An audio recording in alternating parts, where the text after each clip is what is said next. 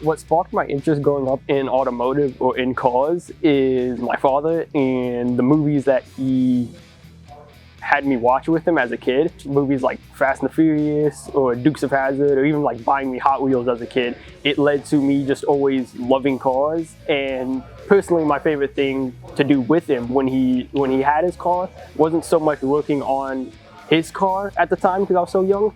It was riding in the car and hearing the car. And just that enjoyment led to me wanting to have my own cars in the future and work on them too. The reason I picked this field was due to my love and interest in cars, and I personally don't like being behind a desk and working with paper all day, so I knew I needed something hands-on that I'd enjoy.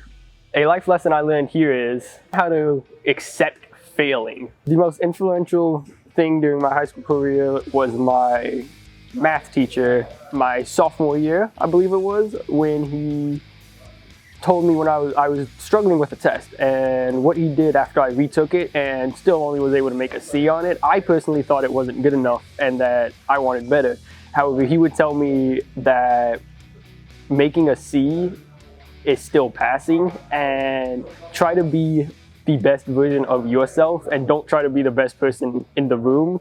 Strive to be the best that you can be and not to succeed other people.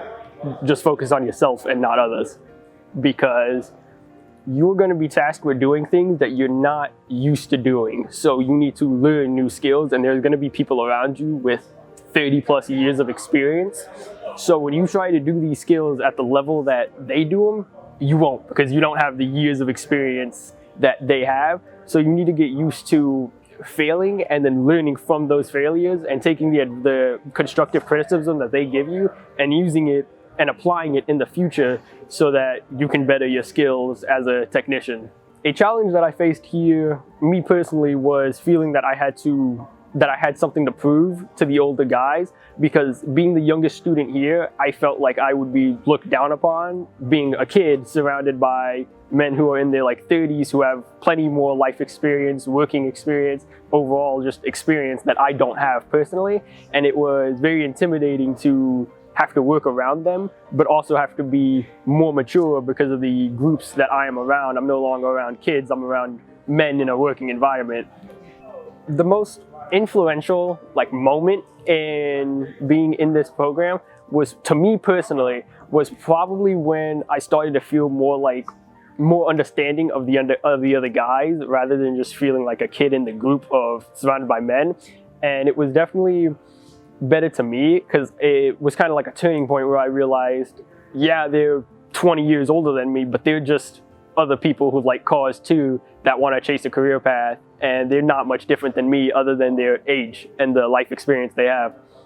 Being able to tap into the workforce at a young age, I was able to learn just basic social skills that I wouldn't get so much in a classroom, such as the interaction between a more boss-like figure, more co-worker-like figures, and even more customer-like figures that you don't really get sitting in a classroom talking to other students and your teacher. That interaction's kind of not there due to the environment. I also feel it's great for teaching job skills.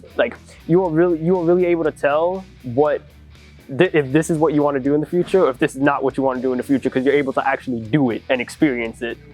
My dream car would be an R32 GTR from Japan.